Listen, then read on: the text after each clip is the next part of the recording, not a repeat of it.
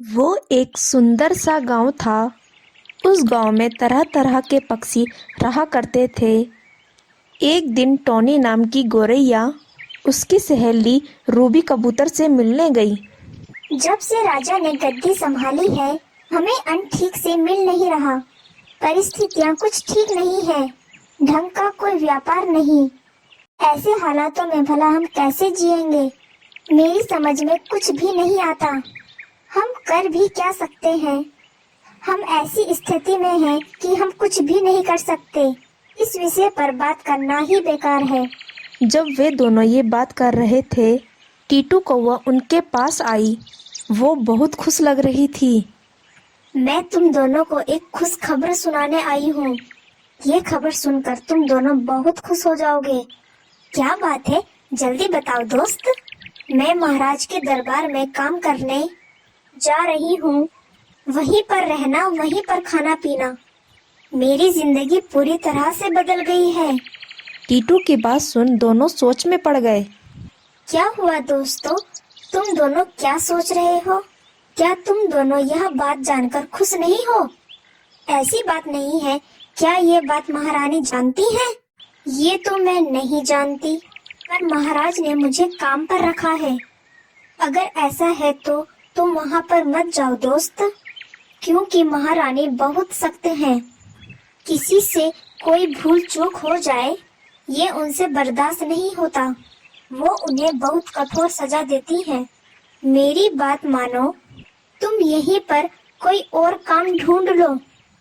दोस्तों, अगर मैं जाऊं या ना जाऊं, मेरी सजा तो निश्चित है।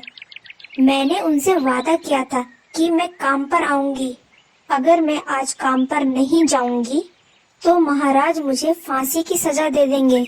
मेरे लिए मुसीबत दोनों ओर खड़ी है। मुझे जाना ही होगा। टीटू यह सोचकर बहुत दुखी हो रही थी। उसके दोस्तों ने उसे सांत्वना देकर उसे अपने गले लगाया और सावधानी से काम करने के लिए कहा। टीटू कौवा वहाँ दुखी होकर वहाँ से चली जाती है। अगले दिन टीटू कौवा सीधे महाराज के दरबार में गई। महाराज ने कौवे से कहा, तुम दिन भर के यहाँ के काम खत्म करके बाद शाम को तुम महारानी के पास जाना। उन्हें तुम्हारी जरूरत पड़ेगी। टीटू कौवा महाराज की आज्ञा का पालन करते हुए उन सबके लिए स्वादिष्ट खाना बनाने के लिए चली गई। पकवान तो बहुत स्वादिष्ट बना है। महाराज की यह सराहना सुनकर टीटू कौवा बहुत खुश हो गई। आपको मेरे हाथों का बना हुआ खाना पसंद आया? ये मेरे लिए बहुत बड़ी बात है, महाराज जी। फिर महाराज ने टीटू कौवा से दिन भर में कौन से काम करने हैं, ये विस्तार से बताया। शाम होने पर महाराज ने टीटू कौवे को महारानी के पास जाने का आदेश दिया। टीटू कौवा वहाँ से निकल पड़ी। अचानक महारानी के कमरे के सारे दिए बुझ गए। उसने घबराकर पूछा, कौन है वहाँ? यूं जोर से चिल्लाई तो उसने सामने देखा। टीटू कौवा उसके सामने बैठी हुई थी। उसका काला रूप देखकर वह घबरा गई। बचाओ, मुझे बचाओ, यहाँ चोर आया है। महारानी जी चिल्लाइए मत। मैं चोर नहीं हूँ, मुझे महाराज ने भेजा है। मैं तो आपकी सेविका हूँ। यह कहते हुए वहाँ उजाला हो गया। सामने खड़ी टीटू कौवे को देखकर, तुम जानती भी हो मैं तुम्हें देखकर कितना घबरा गई थी। कितनी काली हो तुम जैसी सेविका की मुझे कोई जरूरत नहीं। मुझे डराने के जुर्म में मैं तुम्हें सजा देती हूँ, और काले होने पर उससे भी बड़ी सजा। महारानी जी, मैंने जानबूझ के कुछ भी नहीं किया। ऐसा मत कीजिए। मैं आपकी सेवा करने आई हूँ। मुझे सजा मत दो। उसकी इतनी विनती करने पर भी महारानी नहीं मानी। कौन है वहाँ? आओ, इसे बंदी बना लो। तभी वहाँ पर छोटू तोता आई और उसने टीटू को देखा। वो और कोई नहीं, उसी की सहेली थी। महारानी ने गुस्से से आदेश किया, देख क्या रही हो, इसे ले जाओ और बंदी गृह में इसे बंद कर दो। छोटू तोते ने टीटू कौवे को जेल में बंद कर दिया। दोस्त, ये सब कैसे हुआ? मुझे बताओ। इस पर टीटू रोवे कौवे ने रोते हुए उसको सारी बात बताई। महारानी जी बिल्कुल भी अच्छी नहीं है। वो तो महाराज की भी बात नहीं सुनती। मुझे तो ये बात सोचकर डर लग रहा है कि वो तुम्हें और कैसी सजा देंगी। यूं वो दोनों बात कर रहे थे। टीटू कौवा अपने इस हालात पर बहुत दुखी हो रही थी। टीटू कौवे को बंदी गृह से बाहर निकालकर घोड़े से उसे बहुत मारो।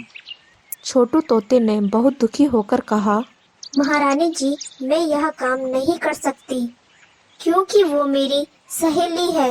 आप चाहो तो मुझे भी इस बात में सजा दे सकती हो। छोटू तोते की यह बात सुनकर महारानी को बहुत गुस्सा आया। तुम्हारी इतनी हिम्मत कि तुम मेरी बात टाल दो। महारानी ने उसे भी बंदी बना दिया और उन दोनों को खूब मारने लगी। महारानी जी, हमें छोड़ दीजिए, हमें माफ कर दीजिए। महारानी जी, हमें छोड़ दीजिए। महारानी के इस अत्याचार के बारे में उनके दोस्तों और महाराज को भी पता चला। वे सभी वहां पर आए। महाराज ने पूरी बात जानी, पर वो महारानी के आगे कुछ भी ना कह पाए। रूबी ने बड़ी चतुराई से कहा, महारानी, देखा जाए तो आप मुझसे भी ज्यादा सांवली हैं, तो क्या मैं आपको भी सजा दूं? मुझसे जमा लड़ाने वाली तुम होती कौन हो? कोई भी मेरे फैसले के आड़े नहीं आ सकता। अगर ऐसा है तो आपको भी हमें सजा देने का कोई अधिकार नहीं है। कौन है वहाँ? आओ, इसे भी बंदी बना लो। इस राज्य में रहने वाले हर किसी को आप इसी तरह सजा देंगी तो आप राज करेंगी किस पर?